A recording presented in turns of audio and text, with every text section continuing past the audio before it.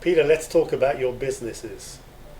I mean, that's what, 16, you left school, 17, you set up your first company, and you've had, 25 companies owned, managed, controlled, taken into the market, brought them out of the market or whatever. We'll come on, if we may, to space energy, but tell us a little bit about your business, your business world, if you like, your business background, how that came about, and what you really sort of learned from those early years, to bring you where you are now. Well, I think I mentioned, I was never really academic, and we invalidate so many people through the academic system. I mean, school teaches you two things. It teaches you how to pass tests and work for somebody else. That's kind of it. And neither of those were high on my agenda when I was a young kid. And in fact, I remember the headmistress calling my mother into the office when I was 5 and saying, "Mrs. Sage, I need to have a word with you." And this was the kind of old school headmistress that even the parents were afraid of. And she says, "I think your son's going to be a businessman." My mother looked at that. So I says, "Well, in art class today, all of the children made some sweets, cut them out and coloured them in, and your son went and sold his and took everybody's dinner money." Following that, I think my first experience of money growing on trees was when I had a conker tree in my front garden at one of my homes, and of course every October I had money growing on trees, so I go around selling them at school. But no, I mean my mindset at the time was I never really wanted to go and get a job, because it seemed to be quite plain to me that if a job is going to pay you, let's say £200, £300, £400, £500 a week, whatever it is, then whoever is paying you for that job, let's say it's £200 a week, the job has to be worth more, otherwise the business wouldn't be profitable. So therefore, by definition of taking a job, you're being paid less than what you're worth. And for me, that was quite a clear sort of distinction. I'm like, why would I do that? Now, fortunately, I didn't have the addiction to certainty that most people have, that keeps them locked into a paycheck. And the world was an exciting place. I worked for my dad for a short time. He owned a scrapyard. He kind of owned his own job, and I learned some valuable things there, like never work for your parents because they don't pay you enough. And I was earning £40 a week, big money. And I turned around to my dad and I said, "Listen, Dad, I'm leaving at the end of the week." He said, "Well, what are you getting into?" And I said, "Well, I don't know, in all fairness, Dad." I said, "But I have a belief, which I still have, which is if you jump in the deep end, you can only swim." And so he gave me my last week's wages of £40. I paid my mum £10 board. I paid my friend £10 I owed him, and I had my last £20 note to my name. And I thought, what am I going to do? Anyway, I drove to a wholesaler's. I had a little Mini at the time. This is in the days before Minis were cool. Yeah. And I drove to a toy wholesaler's. I blagged my way in, and I bought £15 worth of toys. I drove to a car boot sale, and I wound the window down in my Mini, and I handed my last £5 through the car boot sale, wondering if I'd ever see it again, and ended up selling the whole lot for £30. And I went back the next week. I bought £25 worth of toys. My mum gave me credit on board, and I spent my last £5 on a car boot sale. I sold the lot for £50, and I built up and up until I got enough to cover a market stall about 6 weeks later, and then I started doing markets and Sunday markets and toy parties. I was 17 years old, and my catchphrase was "Pete the Toy Boy." But do you know what it taught me, Glenn? Yeah. It taught me the fact that attitude is everything. Not for the reasons that most people would think, although letting go of an addiction to certainty is a huge part of that, and that's a whole different conversation. If you want the fast track to the learning there, I'll sum it up very quickly. That the quality of your life is in direct proportion to the amount of uncertainty you can comfortably live with. I'll say that once more. The quality of your life is in direct proportion to the amount of uncertainty you can comfortably live with. Yeah. And when you start to understand that certainty doesn't exist in nature, you can kind of let go a little bit. But back to the point, the attitude shift that taught me was this. If I went to a toy party or a market stall, and my attitude was positive, I would sell twice as many toys than if my attitude was not positive. Now think about this. This is the same toys at the same price in the same marketplace to the same customers. What's the difference? Where's the magic ingredient? The magic ingredient was that if I was positive, that energy would brush off. Yes. I couldn't explain it. I didn't understand quantum physics. I didn't understand energetic mechanics. I didn't understand the power of thoughts and vibrations and attraction. I was 17. I just knew that if I thought in positive terms, I would get positive results. If I thought in negative terms, it would cut my sales in half, case closed. And it was incredible. For an awareness at that level, that's when I started looking and got tied into personal development, and then it was like, well, of course, that's what I've been doing.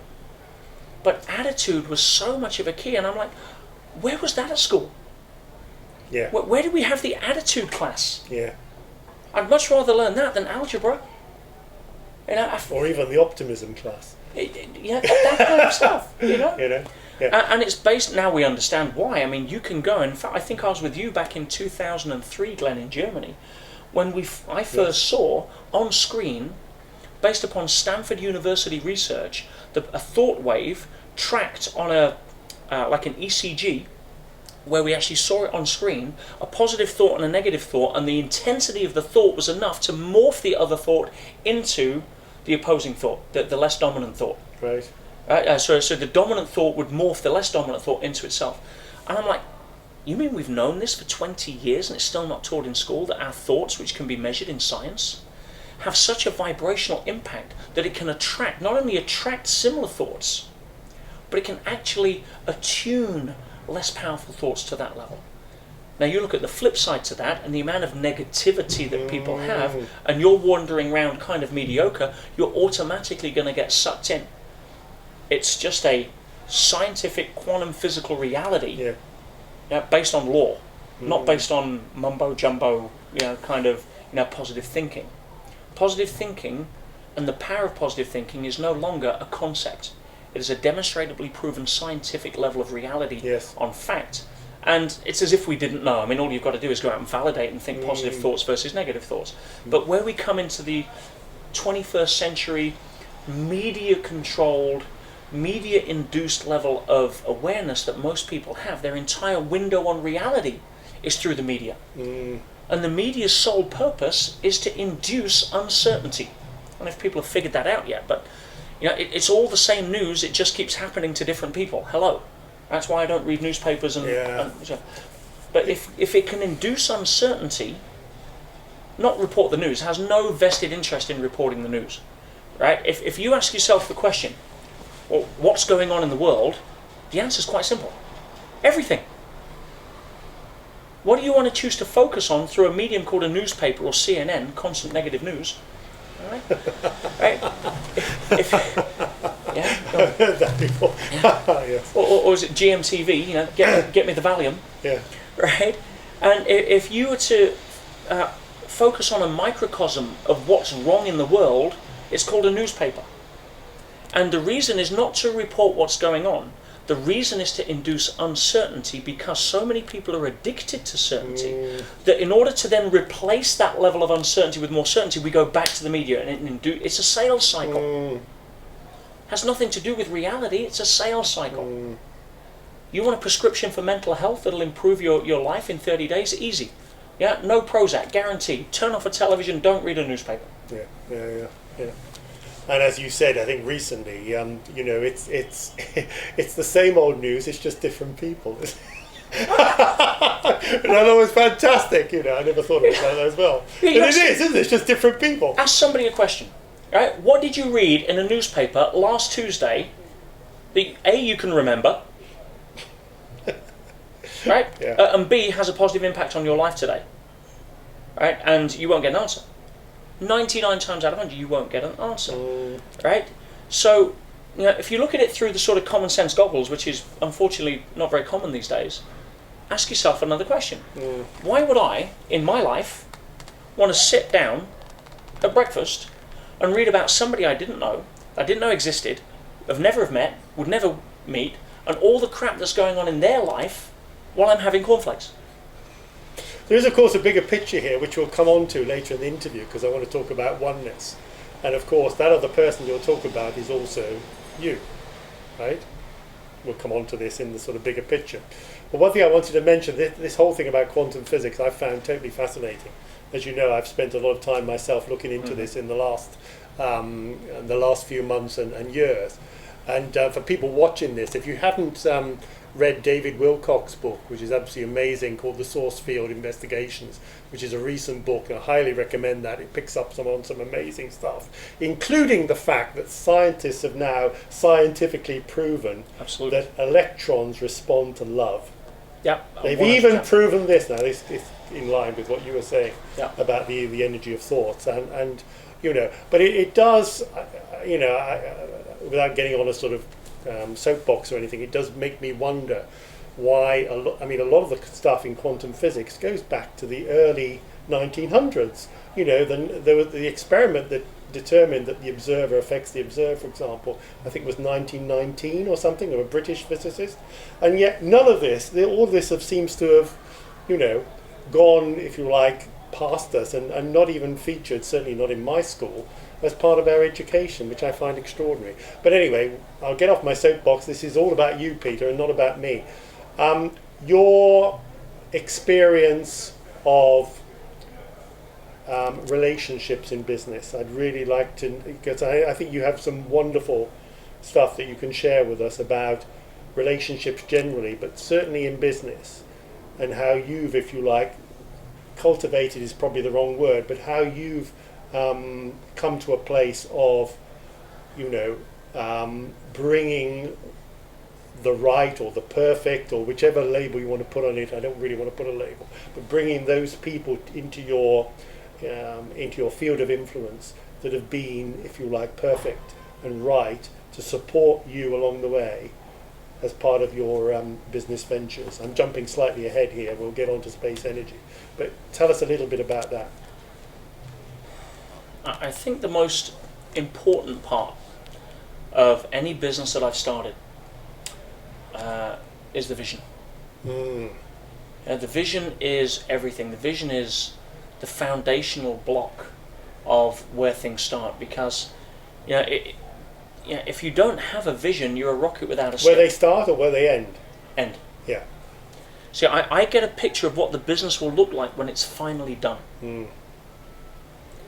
In detail.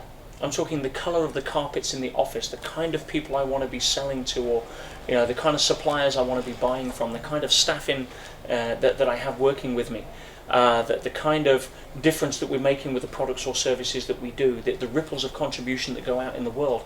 All of that has to be felt, from my perspective, and encapsulated into a quantifiable, articulate vision that then becomes the driving force, the desire, the burning sort of fuel behind how, you know, I'm going to create this. And we all bring different skill sets to the table. I'm not a very good businessman in terms of, I'm not a good CEO, I'm not a good implementer. Yeah, I'm a visionary, I'm an entrepreneur, I'm a big picture guy. Yeah. I need detailed people to mop up the mess after me. I'm not a detail guy. But vision is what's always captivated me. And that's why I've built 22 companies, I think now, somewhere around there. Some of which, you know, have outright failed, you know, flat. Some have been spectacular failures. Some have been, you know, excellent businesses. Some have sold. Some have lost. You know, some should have stayed ideas when I was drunk. But for me, it's all about getting the excitement about this vision, about being able to see it in detail with clarity. And then bang, I'm off. I want to build that. Once it's built, I'm bored. Because I'm a builder, I'm a creator, I'm a visionary. I'm not an operator. I'm not a maintainer. So then it's like, okay, move that. What's next? And a couple of examples. I mean, I had a business I built in 2004, and I started with nothing. I lost a lot of what I did in 2003. Sat for 4 days around candles. It's quite a popular story that I tell. And I started a new business a couple of weeks later with no money, and bootstrapped it up. And I remember I hired a guy. I got him to walk away from about £100,000 a year job here in England to work for me for nothing, on the basis of the vision that I'd put together. He was so compelled and sold on this, because if I could see it crystal clear, he could see it crystal clear. If I can't, nobody can. And he actually made about £250,000 in the first year he worked for me, and bought his dream home and called it Sage House, which is one of the huge tributes I'm proud of in my life. But I remember walking into an office with him and my future finance director, and we didn't have a huge amount of money for a lease, but I needed a bigger office to cope with the vision that was going to happen. And we were offered this dilapidated it was a modern building, but the company before had gone bankrupt and taken everything. We're talking the ceiling tiles, the light fittings, the carpet tiles, the light screws. I mean, it was a mess. Wires hanging out of holes in the roof, and it had been stripped. And I walked in with the two guys, my sales director and my finance director, and I'm walking through this office block, and I'm excited because I can see what's happening. And I've gone this tour, and I've come back, and they've like, should we leave? I mean, this is just, it's the worst place we've seen out of the 5 places we've looked at. Let's not waste our time. I'm like, you kidding? It's perfect. Like, what do you mean? I said, so what? Follow me. Because what they saw was wires hanging out of a ceiling, a rundown building, and when they followed me, and I'm like, well, look, here's the sales office. Here's where the people are sitting in the desks. Here's the phone calls being made. There's the sales board on the wall. There's the marketing department. Hugh, there's your room. That's where you are. Here's your office. Here's where the staff room is. And when I built up the picture, because I could see it so clearly in my mind, they came on board. They're like, wow, yeah, we get it. But the starting point of a business is the leader, the CEO, the founder, the entrepreneur behind that is his level of clarity in the vision to begin with. Because then you will attract people that believe in that. How can you possibly expect somebody to believe in that if you don't believe it yourself? And how can you believe something you don't see? Because then the vision will always change. Or if it's cloudy or blurry or black and white or fuzzy, I mean, that translates into an inner sense of uncertainty or lack of clarity around what you're doing. And nobody's going to walk away from a 6-figure job and follow you if you're doing the uncertainty dance. Yes, sure. And so this is, a great example of where your passion comes through. I think you really hear it in your voice when you talk about it. Do you, you and I are both, of course, big fans of Vadim Zeland, and he talks a lot about the vision, following the vision. He also talks about regularly going back to what he calls the slide, which is, if you like, the vision of the done deal, as you would call it, or the completed company, the completed vision. Is that something that you do now with Space Energy or anything else that you're associated with? I do it every day. Every day, of course, yeah. As you know, I live in Dubai. Dubai is quite an anomaly in terms of places in the world. As you know, I've lived in many places around the world and travelled to most of the countries I have any inclination to visit, right. and some that I don't. And Dubai, I like Dubai for many reasons. The lifestyle, the weather, the modern infrastructure, all of that kind of stuff. But there's a very important part of Dubai or important lessons around living in Dubai that I think anyone either looking at Dubai or looking at, as you say, the goals that they want to achieve could possibly learn from. And that is that Dubai is very false. It's very artificial. There's incredible culture and history behind the Emirates, which is thousands of years old. But Dubai as a modern city has very little soul, it has very little culture. And part of the reason for that, in my opinion, is that it was built on a mandate of significance. It was built on a mandate of how can we be bigger, better, more than everybody else. And rather than built on a foundation of how can we contribute to our people. And the original United Arab Emirates was founded by Sheikh Zayed, who had So more like a shop window than the people running the shop, is that what you're saying? Yes, in a way. It was more about how do we attract people than care about what we're selling them, to use that analogy. Right. But the original Sheikh Zayed, that was one of the founding fathers, was very much loved and respected and admired by his people. And his whole focus was external. How do we put in the sewage systems for the people, bring education, bind together our differences to basically become stronger? Now, the current leadership at Dubai, growing up under that level of shadow, would possibly be thinking along the lines of, okay, how do I become leave a bigger legacy than that? Because that's almost what's expected. So it's almost a case of covering up the insecurities and saying, how do I make it bigger, better, grander?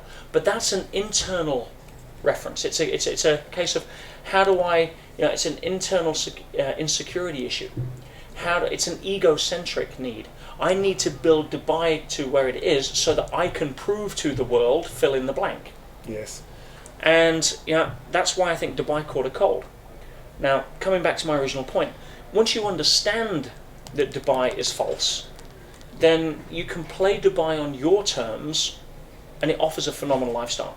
If you start getting caught up into the same need for significance, and you want to be seen at all the parties and drive the car and spend all your money trying to convince other people you have more, yes, right, which is a lot of people in Dubai, and get caught up in what plays on people's insecurities, then it's a tough place to live, and it'll probably spit you out in 12 months drunk, bankrupt and lonely. Mm-hmm. But if you can maintain a level of groundedness, dip your toe into the fun when you want, but have some sort of level of realism, grounded contemplation. And that's why I spend a lot of time in third world countries to remind myself what's real. In Dubai there's no crime, there's no poverty, there's no old people. I mean, it's manufactured, it's not real. It's a great lifestyle. But again, and even a lot of the buildings are on reclaimed land. It's like almost the. I live 2 miles out to sea. Yeah. Technically. Yeah. On a man-made island in the shape of a palm tree. I mean, you couldn't get more false than that. But for where Dubai is, every morning, what I make sure is that I meditate. I come downstairs. I get up 6 a.m. I come down about 6:15. I've done some energy exercises upstairs. I have a spot. I live in a beautiful place. I know you've been there as well. And I sit in my window looking at the ocean, and I light a candle, and I go inward, and I make sure that I ground with the essence of who I am, that I feel to be far more real than the man-made island I'm sitting on. Fantastic. And if I can do that and maintain a level of vision for where I want to go, and again, I journal a lot. Yes. And what I love about journaling is that it's you talking to you. Yeah, it's a dichotomy if ever you wanted to sort of flag one up. And I'm sure Eckhart Tolle would love to hold a conversation about that. But it's capturing reflections and insights without filtering it through what do I want it to appear if somebody else is reading. How do I validate myself, look good, appear a particular way if somebody else is reading on what they think of me through reading that. So a lot of times what we do, verbally, written or what have you. Sure. Yeah, how do I, capture stuff and actually sit there, and the only person I'm lying to is myself if I do that, then what's the point? Yeah, if I screwed up, I'm going to journal it. Brilliant. And see what I did, why. What hooked me there? Because we're all human, I'm not perfect. I still get hooked.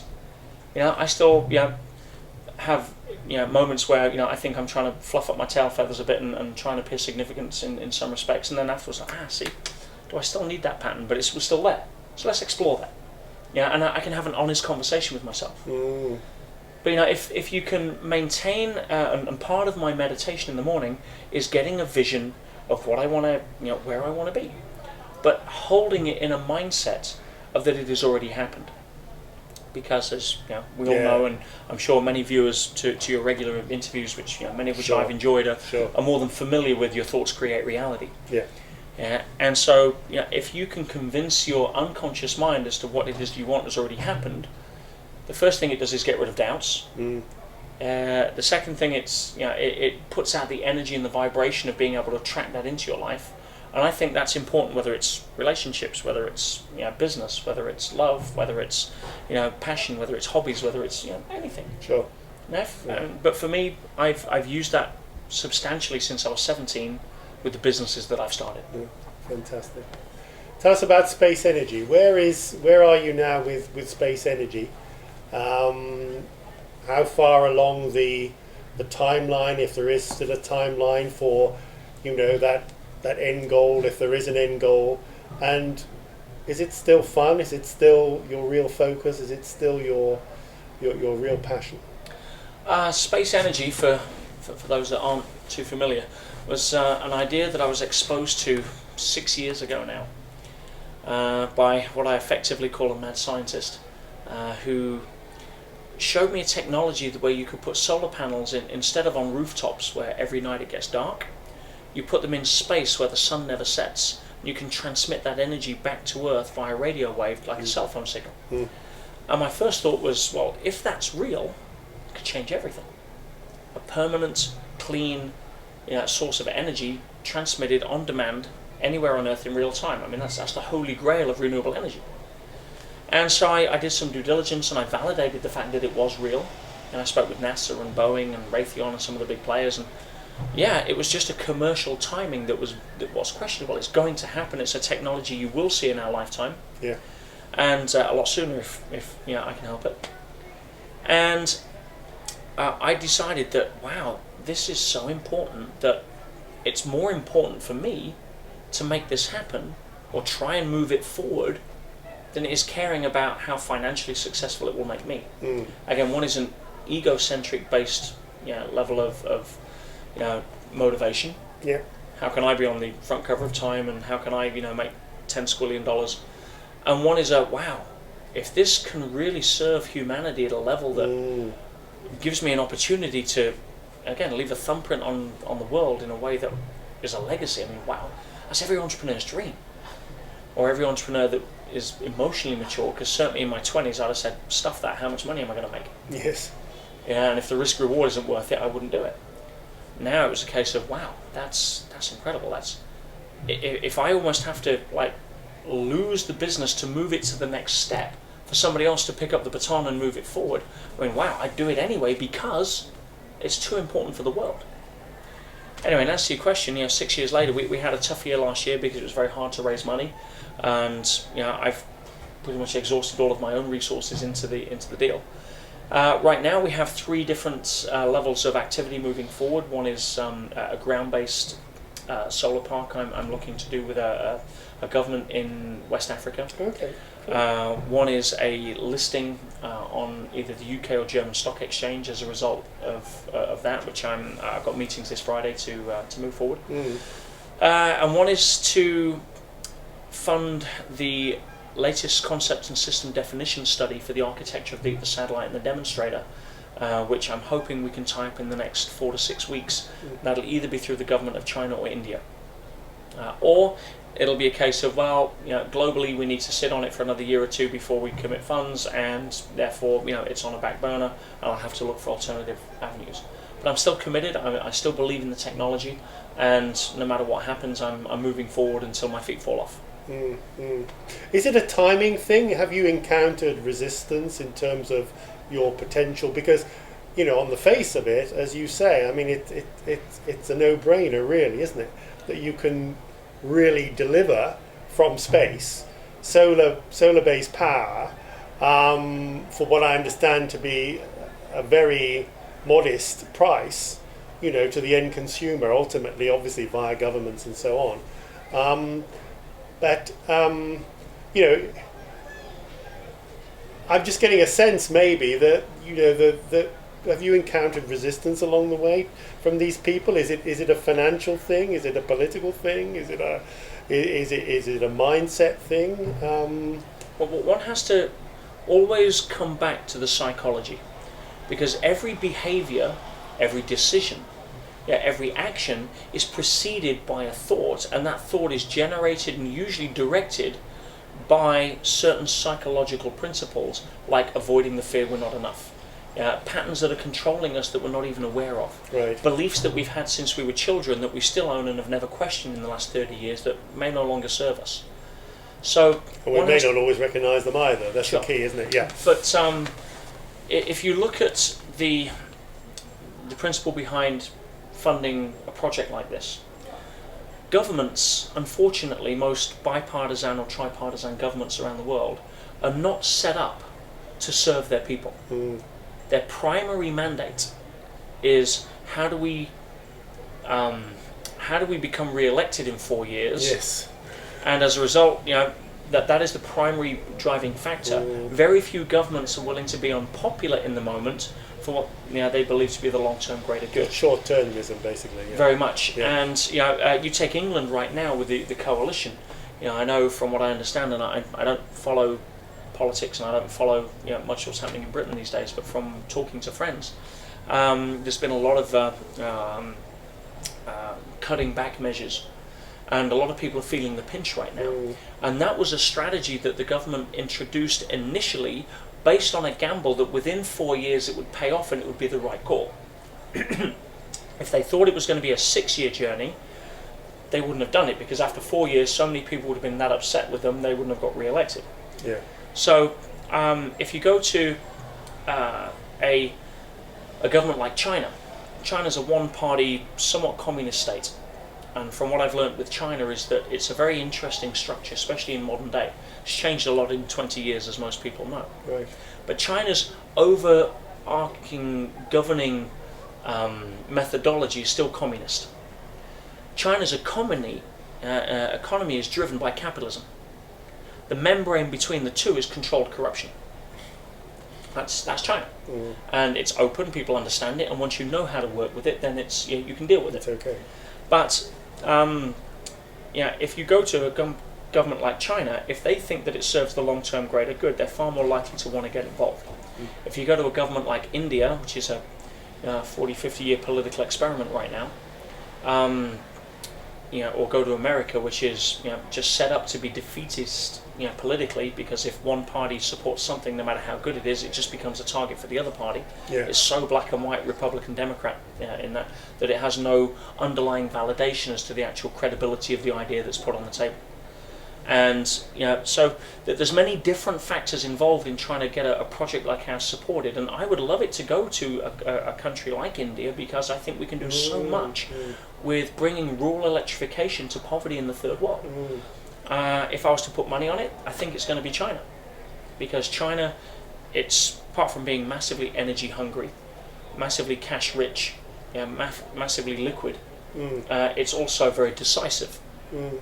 And there's a huge amount of political will behind projects like this, provided it serves them at a national level of interest. Right. So it's understanding the game, it's understanding the different psychological factors, and not just saying, well, my business plan works, it stacks up, why wouldn't you do that? That's 3-year-old thinking.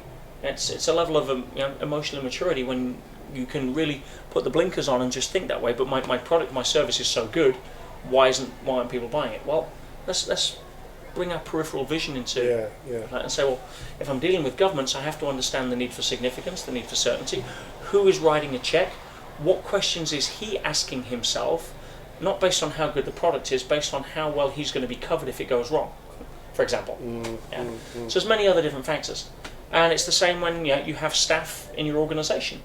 Most people think they're motivated either by fear of being fired or by dangling more money, and there's so much more to it than that. Each person is motivated by different things, and a company that puts a culture together that becomes successful, where people want to go to work, is a company that understands that people are motivated by different things.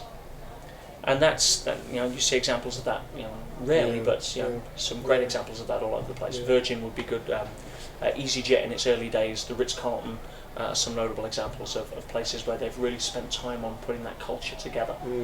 Cafe Gratitude, another one. Absolutely, Yeah.